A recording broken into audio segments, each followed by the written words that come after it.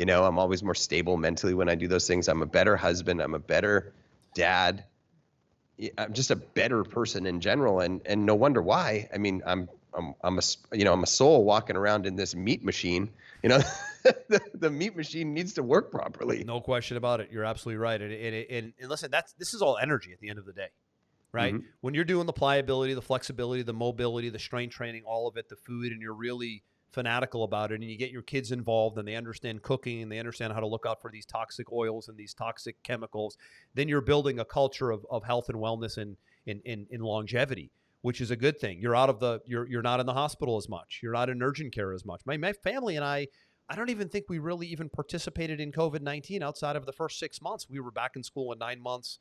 Everybody caught it for a little bit. Nobody had any issues. There was no need for medicine. It was like, but everybody was so well, everybody's body was so optimized. And that's how you want to be all the time, because there's going to be so many of these viruses and bacteria infections. And when kids are in school, there's always colds and flus. And if you can be immune to all that, you're basically building a wall around yourself, and that's going to keep you in the game much longer. It's going to allow you to take part in other opportunities and other business ventures, and you're out able to play with your kids. I mean, these are all things that if you really stack the deck and looked at what are the opportunities that I'm probably missing that I could be doing if I was in better condition, they're astronomical.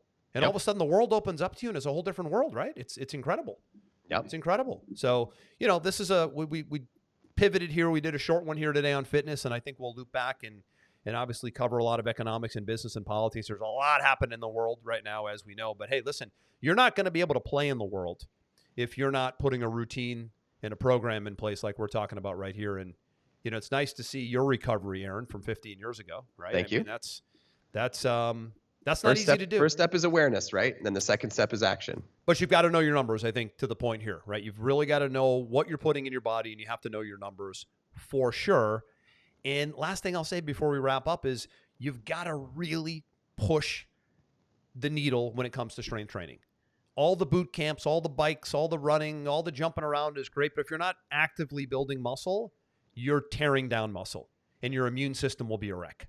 And that's what a lot of people don't understand, is just the critical importance of constantly pushing your body. You want to be acquiring as much muscle as possible. And even at 40, 50, 60 years old, they're like, oh, I can't build muscle now, I'm too old. Well, you're losing muscle at the rate of 2% a year. So you actually have, if you want to stay even, you need to be building muscle. That just keeps you at the flat line. But obviously, if you can, you want to grow muscle and you want to put on as much muscle as you possibly can. And no, you're not going to turn into Arnold Schwarzenegger. Nobody has the genetics or the capabilities to get too muscular. That's always the excuse that you hear these days is, I don't want to lift weights because I'll get too muscular and I won't fit into my clothes. That's like the greatest excuse I've ever heard in my life not to work out. Totally wrong. Right? So what else you have to add? Anything? No, I think that's enough for people to chew on today. And we want to come back to these episodes on a regular basis, because we're always testing new things and finding new hacks that we're putting in. And there's no point trying to give it away all today. This is just a good, episode to sort of set the tone for the future. Yeah. And just like you said, the awareness, right? And mainly, I think the biggest takeaway is get your blood panels done. You've got to know where your cholesterol is, where your testosterone is, what your thyroid's doing. I mean, that male-female hormone panel, that's the window to your world. You get that in front of a functional medicine doctor, and they're going to tweak and optimize that Ferrari of a body, and you will be feeling, literally, you could feel 10 years younger if you do this the right way. Agreed. All right, my man. We'll see you in the next episode. That's Aaron. I'm Andrew. This one is a wrap. We'll see you soon.